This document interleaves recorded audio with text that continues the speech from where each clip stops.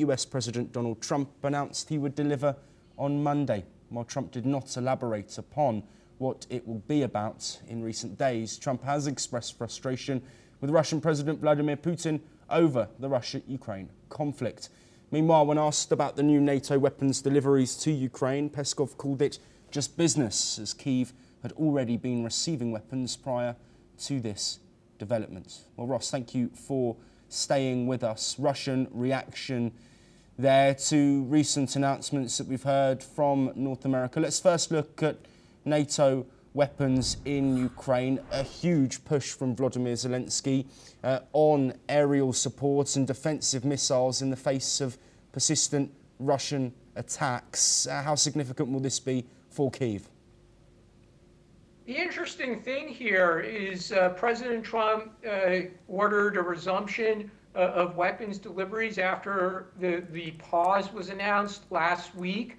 There's certainly some confusion about the internal deliberation process, but here's what might be the really interesting thing to watch out for.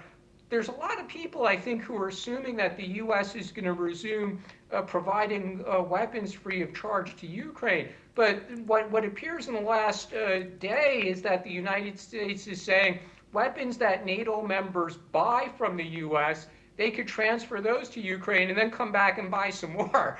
So what really remains to be seen, and I think it's still an unknown, is what is the interest or the desire of the Trump administration to provide weapons free of charge to Ukraine, and as opposed to what is the requirement of the Trump administration that they see a money flow come in from NATO partners for providing weapons to Ukraine. I think that's still something that's playing out at the moment. Yes, and Dmitry Peskov saying that Trump's set to make this big statement on Monday. Of course, talk around ceasefires is something that we've had in recent months, but also looking at potential sanctions on Russia and third-party sanctions of up to 500% tariffs on countries that are purchasing Russian oil. What do you expect personally Trump's announcement to be? Could it be tariffs? Could it be ceasefire? Or could it be something else? Well, the most likely one is additional sanctions on individuals or companies in Russia.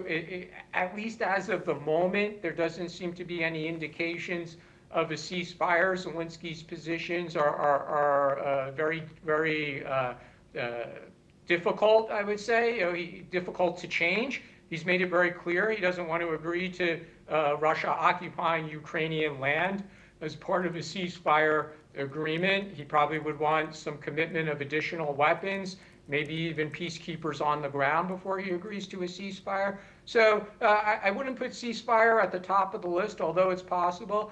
And Trump might announce that he is formally supporting the 500% sanctions on buyers of Russian energy. He's been reluctant to do that. India is a buyer of Russian energy, and its relationship with the U.S. is increasingly important, and Trump has a good personal relationship with Prime Minister Modi. So Trump has been reluctant to do that. And frankly, even if that bill is to pass the United States Congress, it would probably include a provision that allows the president to waive those 500% tariffs as well. And Trump might very well use that waiver provision. So I guess all we could do is wait and see until Monday.